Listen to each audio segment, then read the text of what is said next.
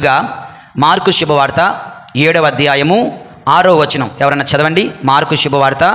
అందుకు ఆయన వారితో కపట భక్తులారా మిమ్ము గురించి యెషయా ప్రవక్త ఎంత సూటిగా ప్రవచించెను. ఈ జనులు కేవలము ఏమంటున్నారు? ఈ జనులు కేవలము నన్ను పెదవులతో పొగడెదరు కానీ వీరి హృదయములు నాకు దూరముగా ఉన్నవి.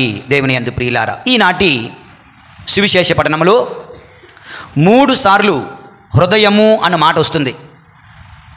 మార్కు శుభవార్త 7వ అధ్యాయం 6వ వచనములో వీరి హృదయములు, మార్కు శుభవార్త 7వ అధ్యాయం 21వ వచనములో ఏలయన హృదయము నుండి ఈ దురాగతమన్నీ వస్తున్నాయి, హృదయము నుండి దురాలోచనలు, వేశ్య సంగమము, దొంగతనము వస్తుంది అన్నారు. మరొకసారి హృదయము. 23వ వచనములో దేవుని యందు ప్రియులారా, ఇటు చెడుగులు అన్నీయు మానవుని అంతరంగము నుండి వెలువడుచున్నవి, అతనిని మలినపరచు. అంతరంగము అన్నది కూడా హృదయమే. సో హృదయము అన్న మాట సుమారు 3 సార్లు వచ్చింది. కనుక ఈ రోజున హృదయము గురించి మనం ఇస్తూ ఉన్నాం. పరిచయ మాటలో చెప్పాను, హృదయము పాపమునకు పుట్టినిల్లుగా, జన్మస్థానముగా, a seat for sin. Heart is nothing but a seat for sin అన్నట్టుగా ఉంటూ ఉంది అని మనం ధ్యానించాం దేవుని యందు ప్రియులారా. మరైతే వీరి హృదయములు నాకు దూరముగా ఉన్నవి. చెప్పండి అందరూ కొంచెం గట్టిగా. ఎవరి హృదయములు? వీరి అంటే ఎవరు? ఎవరెవరి హృదయాలలో అయితే ఈ 10 రకాలలో ఏ ఒక్కటి ఉన్నా, అన్నీ ఉన్నా దేవునికి దూరంగా ఉంటాయి. ఏంటి ఆ 10? మొట్టమొదటిది దేవుని యందు ప్రియులారా, దేవునికి దూరంగా ఉన్న హృదయాలు. మొట్టమొదటిది ద డిసిట్ఫుల్ హార్ట్, మోసపూరితమైన హృదయం. రెండవది ది హార్ట్ ఆఫ్ ప్రైడ్, అనగా గర్విష్టి హృదయం. మూడవది a heart that finds faults with others, అనగా ఇతరులలో, పరులలో నిరంతరము తప్పులు వెదికే హృదయం దేవునికి దూరంగా ఉంటుంది. నాలుగవది a heart that is covetous, అనగా ఆశబోతు హృదయం దేవునికి దూరంగా ఉంటుంది. ఐదవది a heart that withholds good from others, good doing good for others. దేవుని యందు ప్రియులారా, ఇతరులకు మంచి చేయ నొల్లని హృదయం దేవునికి దూరంగా ఉంటుంది. ఈ 5 అంశాలు ఈరోజు ఉదయం దివ్య పూజాబలిలో మనం ధ్యానించాం. మరి సాయంత్రం పవిత్ర దివ్య పూజాబలిలో మరొక 5 హృదయాలను ధ్యానిస్తూ ఉన్నాం. ఈ 5 హృదయాలు కూడా, ఈ 10 హృదయాలు కూడా దేవునికి దూరంగా ఉంటాయి. మరొక 5 హృదయాలు ఏంటో చూద్దాం దేవుని యందు ప్రియులారా. ముందుగా ఆ 5ని మీ ముందు ఉంచుతున్నాను. అంటే 6వది a heart that is selfish, అనగా స్వార్థపూరితమైన హృదయం. ఓకే. 7వది ఏ హార్ట్ ఆఫ్ పార్షియాలిటీ, పక్షపాతము చూపే హృదయం దేవునికి దూరంగా ఉంటుంది. 8వది a heart filled with anger, కోపముతో నిండిన కోపిష్టి హృదయం దేవునికి దూరంగా ఉంటుంది. 9వది a heart of competition, unnecessary childish competition, అనగా నిరంతరము ఇతరులతో పోటీ పడే తత్వం, ఇతరులతో పోల్చుకునే తత్వము కలిగిన హృదయం, స్వభావం దేవునికి దూరంగా ఉంటుంది.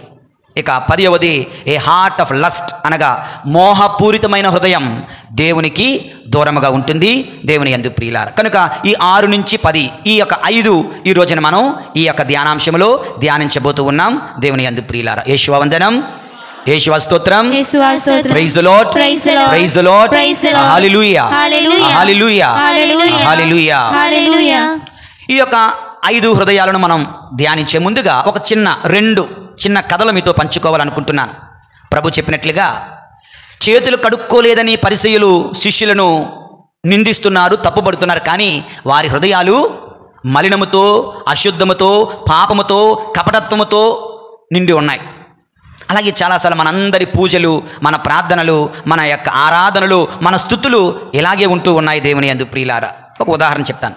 ఇక్కడే ఉన్నారు అందరూ? ఎక్కడో ఉన్నట్టున్నారే కొందరు. ఇక్కడ ఉన్నారా? Praise the lord, praise the lord, praise the lord, praise the lord.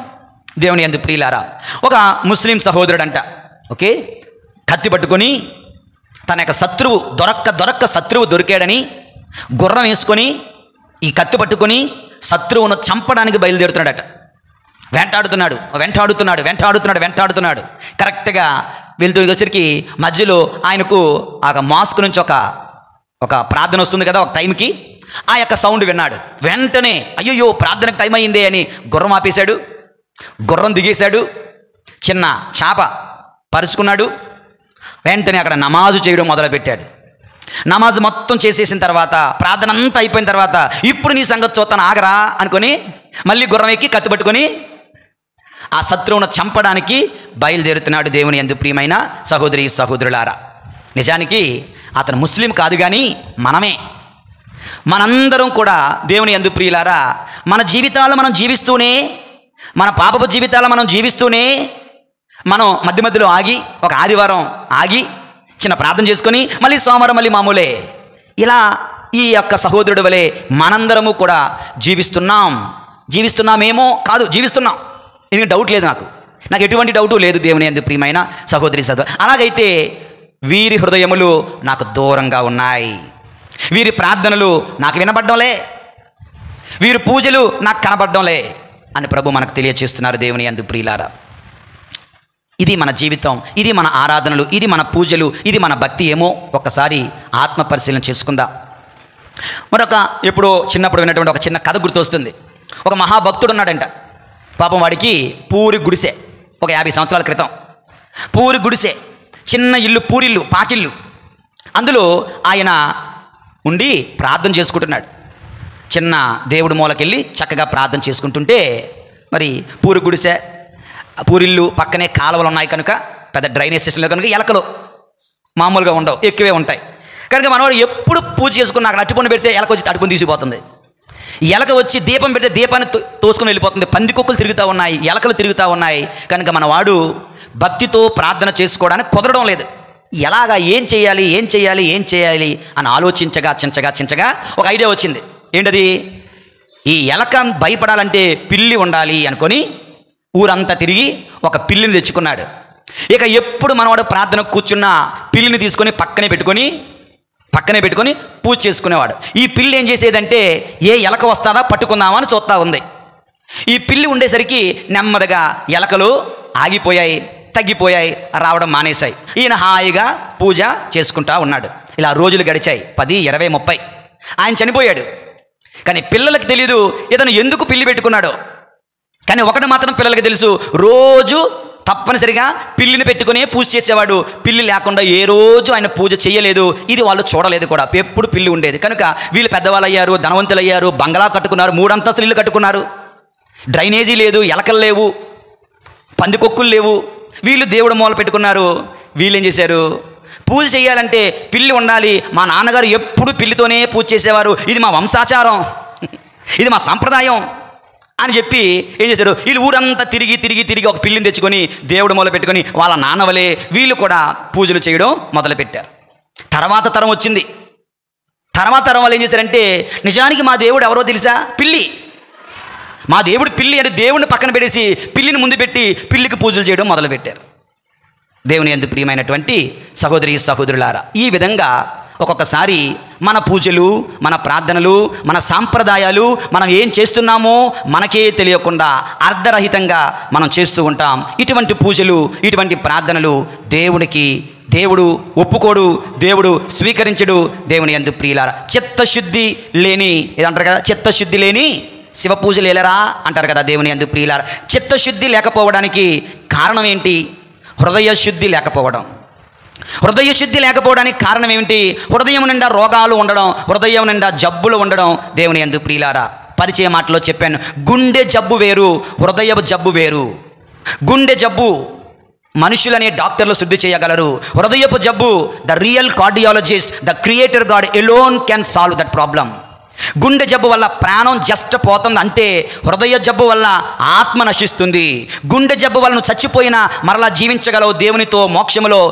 హృదయ జబ్బు వల్ల చచ్చిపోతే నరకానికి పోతావు, నిత్య నరకానికి గురి అవుతావు. దేవుని యందు ప్రియులారా, గుండె జబ్బులు మాత్రలు వేసుకుంటే పోతాయేమో, హృదయపు జబ్బులు పశ్చాత్తాపంతో మాత్రమే, ఆ ప్రభుని తిరు రక్తము వలన మాత్రమే, ఆ ప్రభుని కృపా కటాక్షముల వల్ల మాత్రమే అవి శుద్ధీకరించబడతాయి. దేవుని యందు ప్రియులారా, కనుక హృదయపు జబ్బులు ఏమిటో చూద్దాం. ఒక 5 చూసాం ఉదయం దివ్య పూజ బలిలో, మరొక 5 ధ్యానిద్దాం. దేవుని యందు ప్రియులారా, 6వది, ఓకే, 6వ హృదయపు జబ్బు ఏమిటండి అంటే, దేవునికి దూరంగా ఉన్న హృదయం ఏమిటంటే, a heart that is selfish.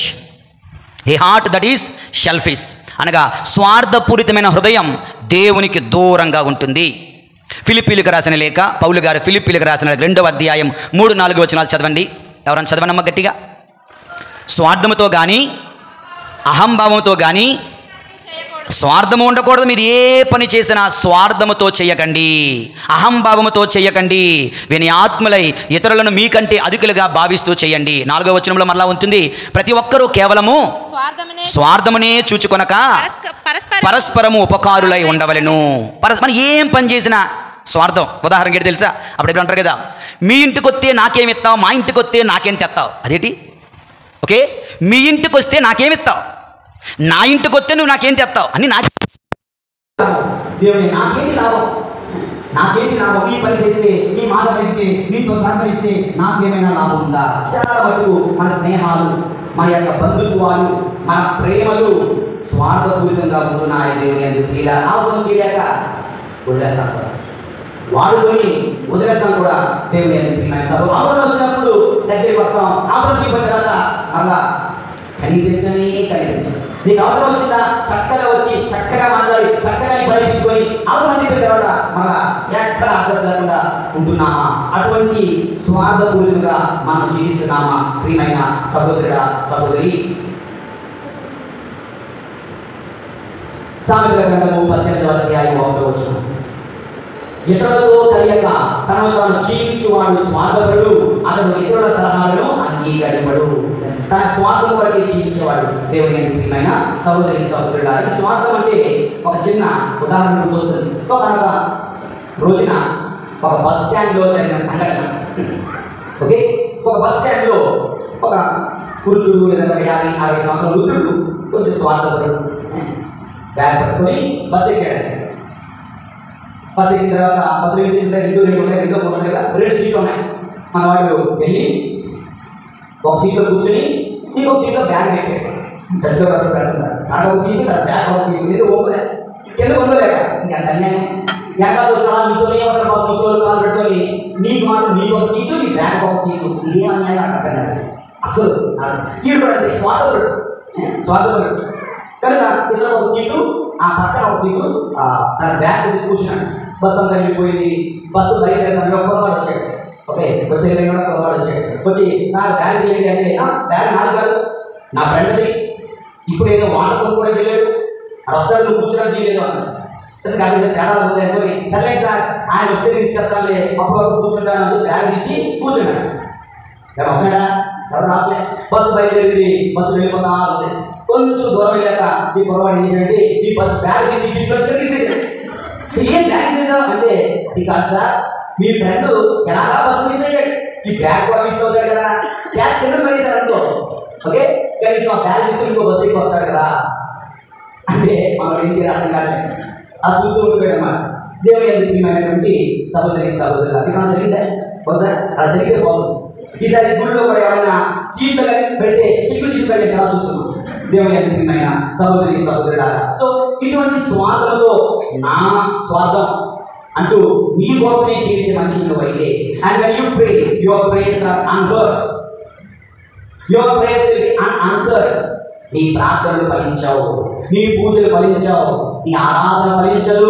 ప్రియమైన సహోదరుడా, సహోదరి, చెక్ చేసుకుందాం. నీ హృదయంలో స్వార్థము అనే ఆత్మతో నిండి ఉన్నావేమో. దేవుని అందుకుంటున్నారు. 7వ జబ్బు, హృదయానికి పడినటువంటి జబ్బు 7వది. దేవుని అందుకుంటున్నారు. ఏ హార్ట్ ఆఫ్ పార్షియాలిటీ, అనగా పక్షపాతం చూపించే హృదయం. పక్షపాతం చూపించే హృదయం. అందరికి కూడా మన ఫేవరెట్స్ ఉంటారు. అంటే వాడు ఏం చేసినా కరెక్టే, మనకు ఇష్టమైన వాళ్ళు ఉంటారు. వాడు ఎంత మంచి చేసినా రాంగే. మన వాడు ఏం చేసినా కరెక్టే, మనకు కాని వాడు ఏం చేసినా రాంగే కదా. అయిన వాడు తగినా చాలా స్వీట్గా ఉంటారు, కానీ వాడు పొడినా బూతిలా వెళ్తారు. దేవుని ఇలా వాక్యం ఏం చెప్తుంది?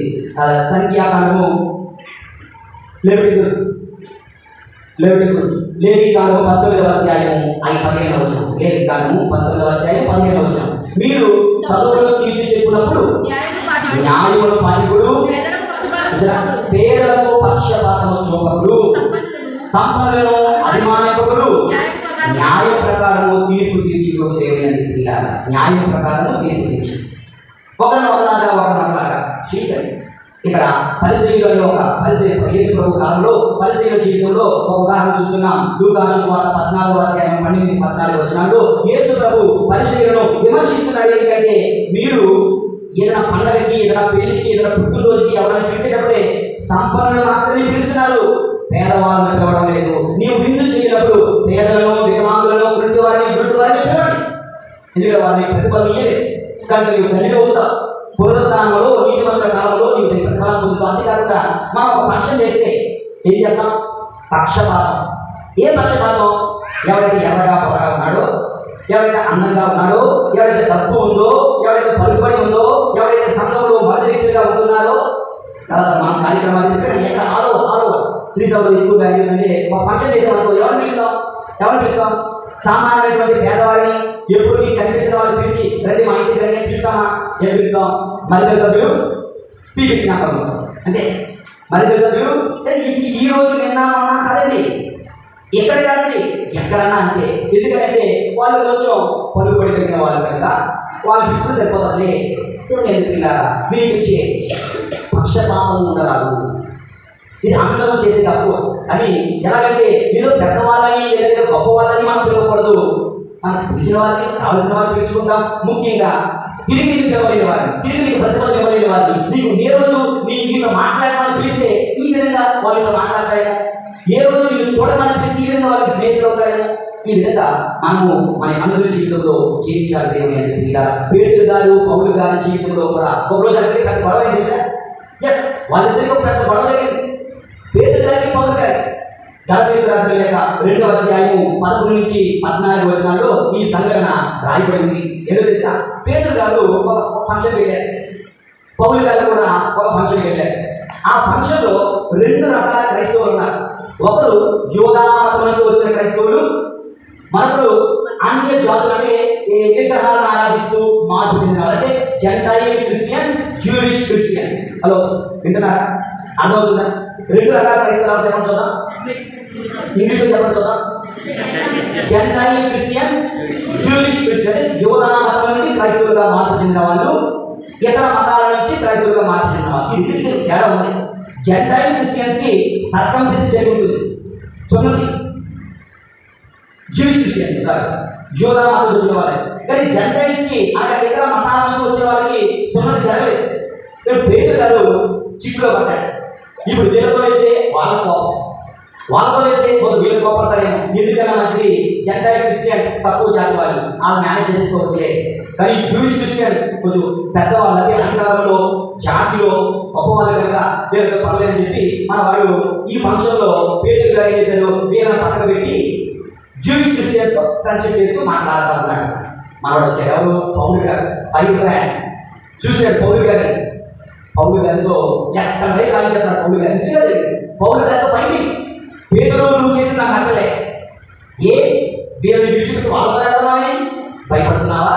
వాళ్ళని ఎక్కువ పెద్దగా ఇస్తున్నావే, వీళ్ళని తక్కువ చూస్తున్నావే, ఇది నేను ఒప్పుకోను, ఖండిస్తాడు దేవుని ఎంపీగా. అంటే పేతురు సైతం పక్షపాతం చూపిస్తా దాన్ని పౌలు గారు ఖండిస్తున్నారు. దేవుని సహోదరి సహోదరులారా, ఒకసారి చదువుతారా ఆ వాక్యం? 11 నుంచి చదువుతాం.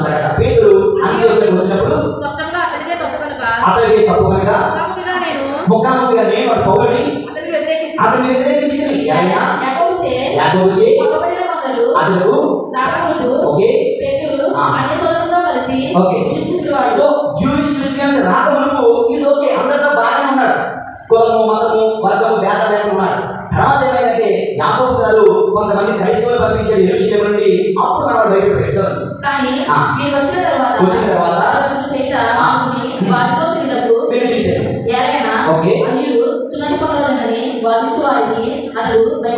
Very good. నెక్స్ట్ వచ్చి బర్నబా కూడా వారి నటనకు లోనయ్యింది. వారు సువర్ణయతరి సత్యమును అనుసరించి ప్రవర్తించలేదు అని నేను గమనించిన తోడనే వారి అందరి మీద పేతురుతో ఇట్లాంటి యూదులైన నీవు యూదులనే కాక అన్ని వలె జీవించు. అన్ని యూదుల వలె జీవింపని వ్యక్తులు బలవంతం చేయగలరు పేతురు అని గట్టిగా ఇచ్చేసరికి పేతురు గారు సైతం క్షమాపణ అడిగారు దేవుని అందుకు. కనుక అటువంటి వారికే తప్పలేదు. నీవు నేను కూడా పక్షపాతం చూపరాదు. ధనవంతుడని, పేదవాడని, ముందు వాడని, వెనకవాడని, లేదంటే గొప్పవాడిని చిన్నవాడిని పక్షపాత హృదయం మీలో ఉంటే నీ హృదయం దేవునికి దూరం. పక్షపాతం కలిగి జీవించే వాడైతే నీ పూజలు నీ ప్రార్థనలు ఫలించవు దేవుని అనుగ్రహంగా. ఇది 7వ దేవుని అనుగ్రహంగా విశ్వాసన. Praise the lord, praise the Lord, hallelujah, hallelujah, హల్లెలూయా.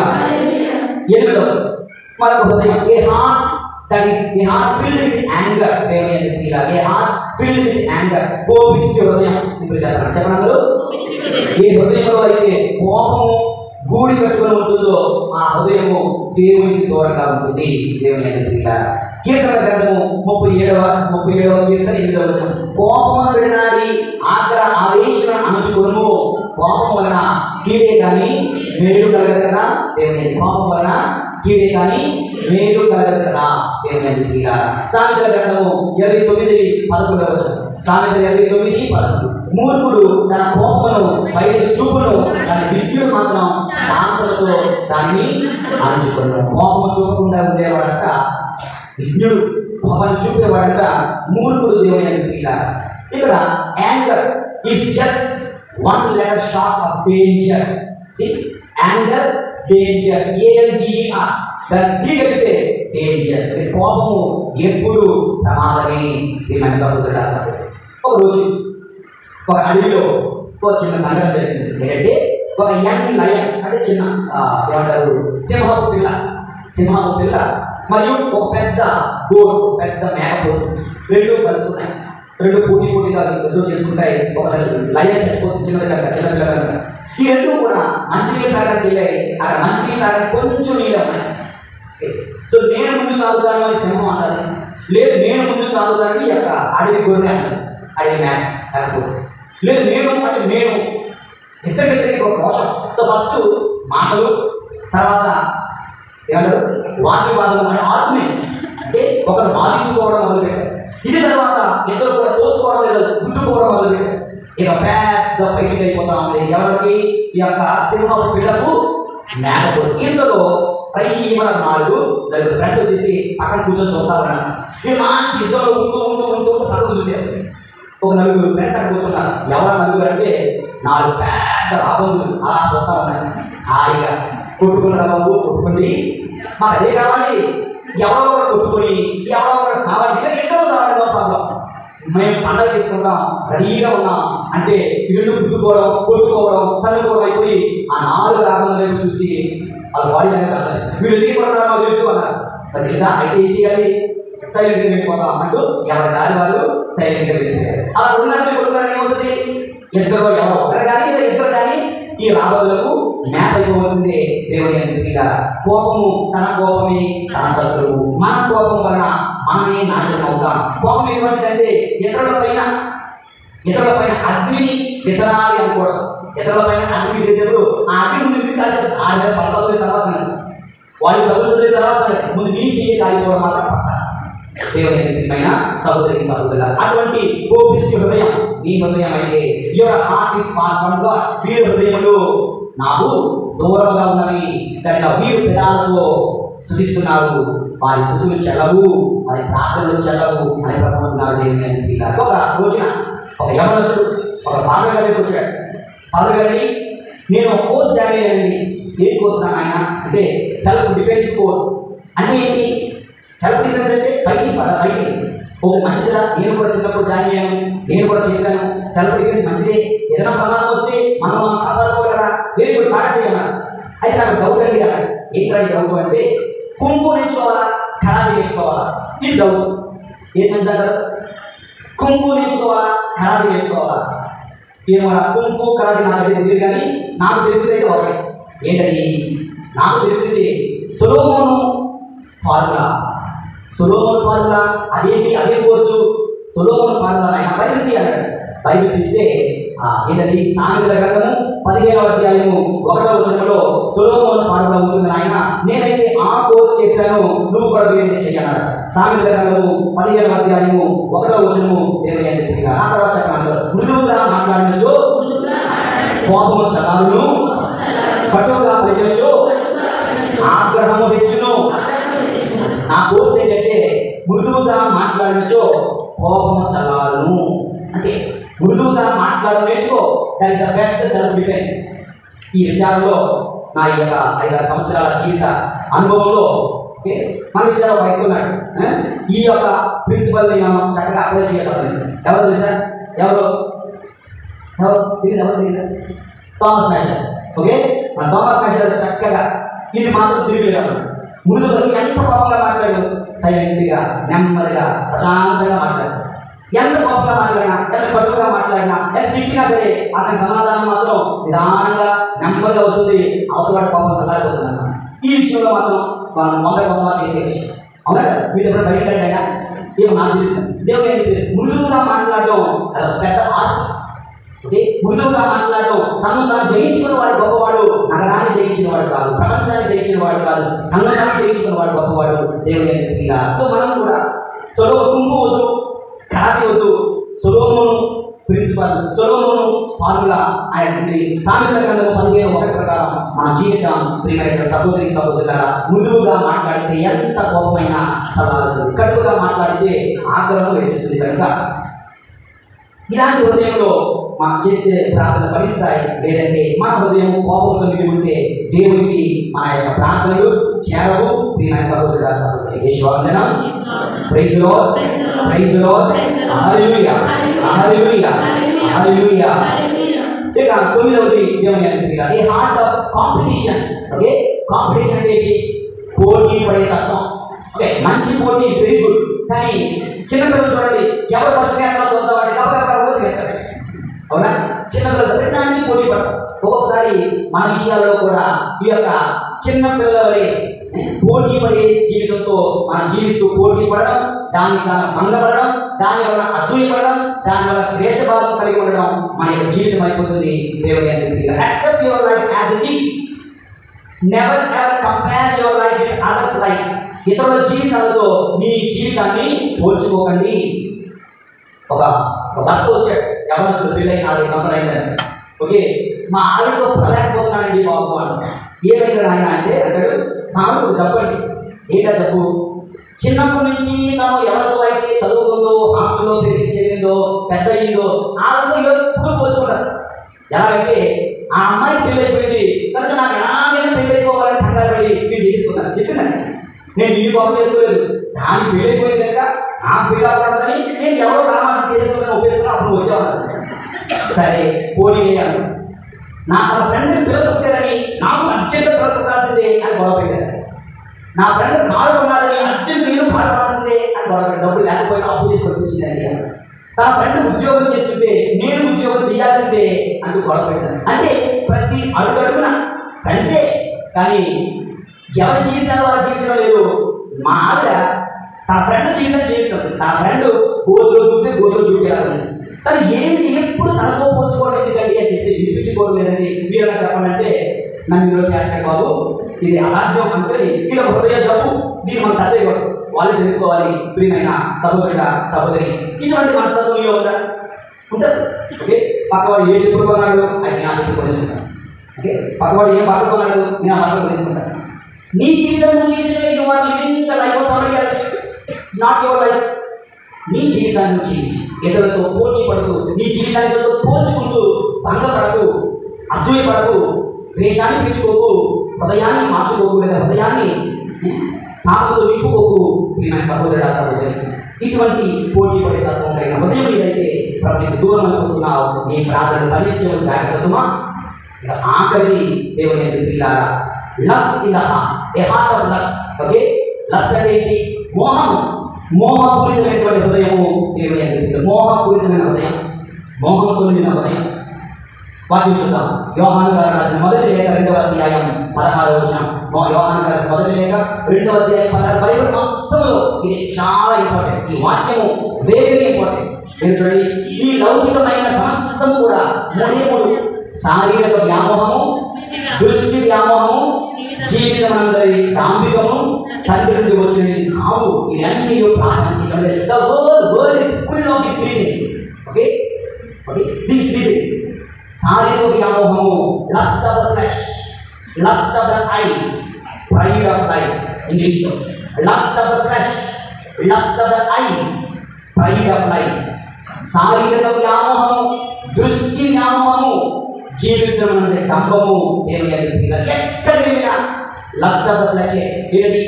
కొబ్బరి నూనె రాసుకోవడానికి కూడా అందమైన అమ్మాయి చూపుతారు. అసలు అందమైన అమ్మాయికి కొబ్బరి నూనె ఏం సంబంధం? చాక్లెట్ తినడానికి కూడా అడ్వర్టైజ్మెంట్లో అందమైన అమ్మాయి ఉండాలి. ఎందుకని? ఈ అందమైన అమ్మాయి కానీ చూడదు. నిజానికి మనం దిష్టి బొమ్మలు పెట్టుకుంటాం కదా, దిష్టి బొమ్మలు అంటే మన చాలా మంది హైందవులు ఇల్లు కట్టేటప్పుడు పెద్ద పెద్ద ఇల్లు కట్టుకుంటున్నారు. ఇల్లు కట్టేటప్పుడు పెద్ద దెయ్యం బొమ్మ పెడతారు, అది కామన్. రాక్షస బొమ్మ పెడతారు, అది కామన్. వాళ్ళు పళ్ళు, నాలిక, పెద్ద నాలిక, అది కూడా కొంచెం ఎక్కువ చూసేది. విచిత్రం ఏంటంటే ఈ మధ్యన ఒక హీరోయిన్ బికినీ డ్రెస్ పెట్టాడు. బికినీ డ్రెస్ ఒక ఇంటి పెద్ద డ్రెస్ పెట్టాడు. అరే ఇదేంటో దిష్టి బొమ్మకుండా ఇల్లు పెట్టారు ఏంటంటే అర్థం ఏంటంటే ఎవరన్నా సరే ఇక్కడ అమ్మాయి బాగున్న తర్వాత ఇంటిపై చూడాలని చూస్తారా, ఇంటిపై కావడం చూడాలి, అందరూ ఈ అమ్మాయి వైపు చూస్తారు. నా దృష్టి తగలదు, దిష్టి తగలదు, నేను సేపు లేదు. ఓకే, దిష్టి కోసం కూడా అమ్మాయి బొమ్మ వాడకూడదు. ఎందుకని? లోకమంతా వ్యామోహంలో ఉంది. ప్రియమైనటువంటి సహోదరి సహోదరులారా, దేవుని పిల్లలారా, and everybody suffering from lust. వ్యామోహం, కామకర్మలతో ప్రతి ఒక్కరూ నశించిపోతారంటే అందరూ కూడా దీనికి దాసోహమే. ఎవరు సరే అరే నాకు ఏమి లేవండి అంటే something wrong, something really wrong. దేవుని పిల్లలారా, చిన్న పెద్ద తేడా లేదు, ముసలి మొదట తేడా లేదు. ఈ శారీరక వ్యామోహములకు sexuality will not leave you until we die. చచ్చేంత వరకు ఈ సెక్షువాలిటీ మనల్ని వెంటాడుతుంది, కామకర్మము మనల్ని వెంటాడుతుంది, వ్యామోహాలు మనల్ని వెంటాడుతున్నాయి. దేవుని పిల్లలారా, కొంతమంది అయితే అయ్యో నాకు వ్యామోహం రావడం లేదేంటి అని పరిగెత్తి మందులు వేసుకుంటున్నాను. లేవు కదా, సంతోషం అవ్వచ్చు కదా, అమ్మయ్య లేవు అనవచ్చు కదా, దానికోసం మందులు వేసుకుని మరి తెచ్చుకున్నటువంటి రోజులు లేవాలి కావాలి. దేవుని ప్రియమైన సహోదరి సహోదరుడా, ఏదో చిన్నపిల్లలు పూర్తి సినిమాలు చూస్తున్నారా, వృద్ధులు కూడా, ముస్లిం వాళ్ళు కూడా పూర్తి సినిమాలు చూస్తూ ఉన్నారు. అవునా? పెళ్ళయింది, భార్య ఉంటుంది, భార్య పక్కనే ఉంటుంది, ఈ మాసం ఎక్కడో ఉంటుంది. అవునా? హృదయం నిండా కామకత్వము. ప్రియమైన సహోదర సహోదరి, హృదయం నిండా కామకత్వంతో మనం జీవిస్తున్నట్లయితే and your prayers are not heard, నీ ప్రార్థనలు ఫలించవు. హృదయం నిండా కామకత్వంతో జీవిస్తే నీ ప్రార్థనలు ఫలించవు. దీనికి సొల్యూషన్ ఏంటంటే యోబు గ్రంథము 31వ అధ్యాయము 1వ వచనం. యోబు గ్రంథము 31:1. నేను కామ దృష్టితో ఏ యువతిని వీక్షింపకూడదని నా నయనములతో నేను నియమం చేసుకుంటుని. Why marriage? ఎందుకు వివాహం? So that you will not become an adulterous person. నీ యొక్క శారీరక వ్యామోహాలను లిమిట్ చేసుకుంటావని. Just with your husband or just with your wife. Okay, ఒక్కొక్కసారి ఈ వ్యామోహాలను లిమిట్ చేసుకుంటావని యోబు చెప్తున్నాడు. నేను కామ దృష్టితో ఏ యువతిని చూడకూడదని ఒట్టు పెట్టుకున్నాను. నా కళ్ళుతో నేను నియమం చేస్తూ నా కళ్ళుతోనే మాట, ఓ నా కళ్ళు ద్వారా ఏ యువతిని కామ దృష్టితో చూడకండి, నాకు ఇష్టం లేదు, నాకు వద్దు. Can we do that? Can we say that? మనం చెప్పగలమా? ఇలా మనం చేయగలమా? ఇలా మనం ఒట్టు పెట్టుకోగలమా? ఇలా మనం నియమం చేసుకోగలమా? ప్రియమైన సహోదరుడా సహోదరి, మన కళ్ళుతో మనం నియమం చేసుకోవాలి. సామెతల గ్రంథము 119:37. 119వ కీర్తన గ్రంథం 119:37 వచనం చూడండి. నా మనసు వ్యర్థ వస్తువుల మీదకి పోకుండాట్లు చేయము తండ్రి, నీ వాక్యం ప్రకారం నాకు జీవమును దయచేయము దేవా. సుకృత ప్రాంతంగా మలుచుకోండి దేవుని అని చెప్పండి. నా మనసును వ్యర్థ వస్తువుల మీదకి పోనివ్వకండి. ఓకే, నీ వాక్యం ప్రకారము నాకు జీవమును దయచేయము. ఓ దేవా, అందరికీ ఓ దేవా, నా మనస్సు వ్యర్థ వస్తువుల మీదకి, వ్యర్థ వస్తువులు అంటే అమ్మాయిల మీదకి, అబ్బాయిల మీదకి, ఓకే, పొరుగు వారి భర్త మీదకి, పొరుగు వారి భార్య మీదకి. చెప్పండి, ఓ నా దేవా, నా మనస్సును వ్యర్థ వస్తువుల మీదకి పోకుండాట్లు చేయుము. ఓ నా దేవా, నీ వాక్యం ప్రకారము నాకు జీవమును దయచేయుము. ఇలా ఒకసారి ఇటువంటి ప్రార్థన ద్వారా మన యొక్క హృదయంలో ఉన్న మోహపూరిత హృదయాన్ని జయించగలం. లేదు నేను మోహంతోనే జీవిస్తాను అని ఉన్నట్లయితే నీ ప్రార్థన ఫలించవు. దేవుని యొక్క మొట్టమొదటి చెప్పారు కదా, వీరు పెదవులతో నన్ను ఆరాధించుచున్నారు, పొగుడుచున్నారు, కానీ హృదయములు నాకు దూరంగా ఉన్నవి.